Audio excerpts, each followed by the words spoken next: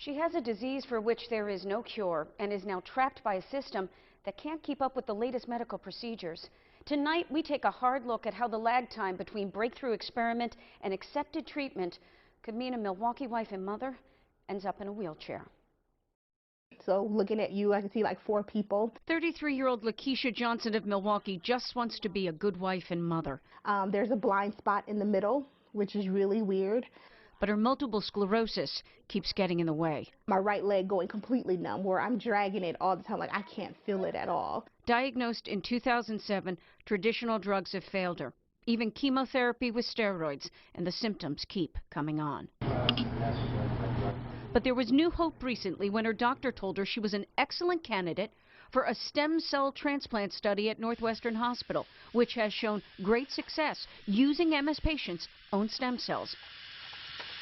Their neurologic disability reverses, and in fact, even though after this treatment they're on no therapy for MS, they improve neurologically at 6 months.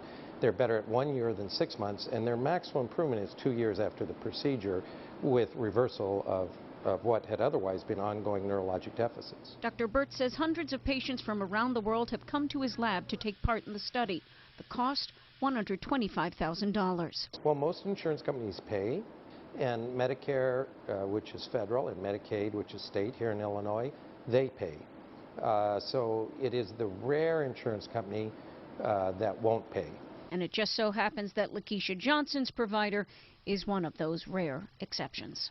This is a process of just getting certain people who have put blinders on and have just said no to be able to listen. And for this particular insurance company, I've repeatedly said I'll come, present data, talk, answer questions. Those offers have never been accepted. It's crazy because the letter that I got the first time is just about mimicking the same letter I got every last denial. It was then at the urging of a friend, when she was feeling her lowest after yet another chemo session, that Johnson did something she never imagined. She went public with her private struggle. But it's so far away. Going on YouTube to ask for money. This all started in April, May. It's now December, and my episodes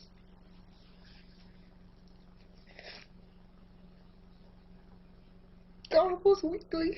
So I actually haven't watched it since I did it, actually. Why? It's sad.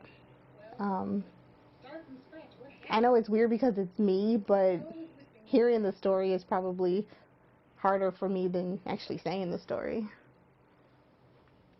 She calls her blog Johnson's Footprints, and between friends, former classmates, and strangers, she's raised $12,000.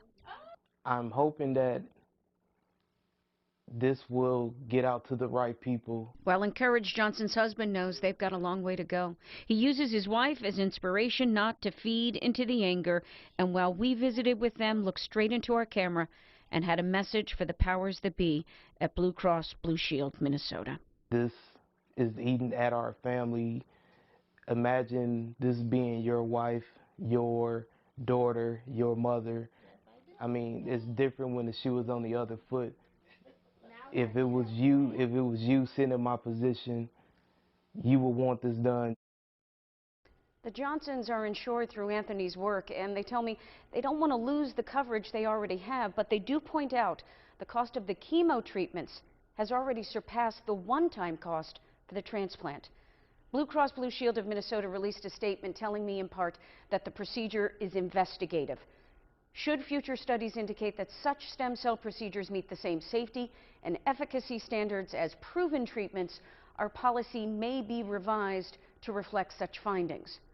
Dr. Burt wants me to convey to them he is ready to provide his proof, and he hopes they'll come around in time to help LaKesha.